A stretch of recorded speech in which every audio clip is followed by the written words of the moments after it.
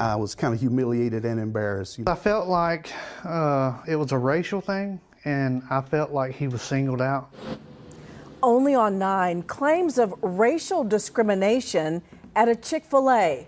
A Clover police officer said that he had to pay for his meal, but that his 3 white colleagues did not.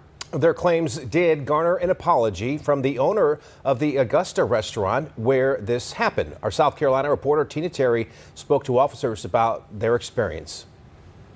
I was kind of humiliated and embarrassed, at the whole situation, because it seemed like it was a racial issue to me. Clover Police Sergeant Tracy Reed had that experience at a Chick-fil-A restaurant in Augusta, Georgia, while on a work trip a few weeks ago.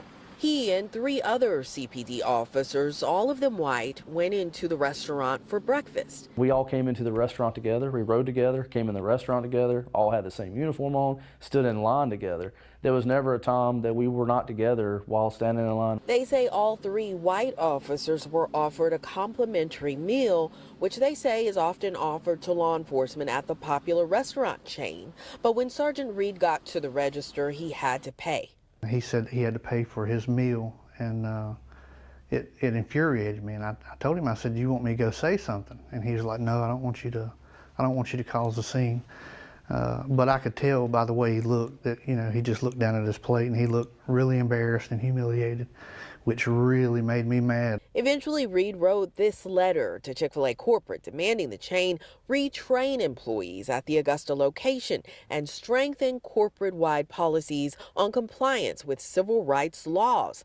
But Reed and the other officers were not satisfied with the response from the Augusta store manager, which included 2 cards for free meals. They said that it was perceived that we were embarrassed or that it was a racial incident, which I didn't like, because I know it wasn't perceived. It actually happened. He's not the only one to perceive it. We all perceived it that way, and it's not even perception, it's what happened. It was a racial issue. Now, that letter from the store manager included an apology, and it also stated that the person who processed the meal was a team leader who doesn't normally work behind the register. The manager called this incident a mistake. Reporting from Clover, Tina Terry, Channel 9 Eyewitness News.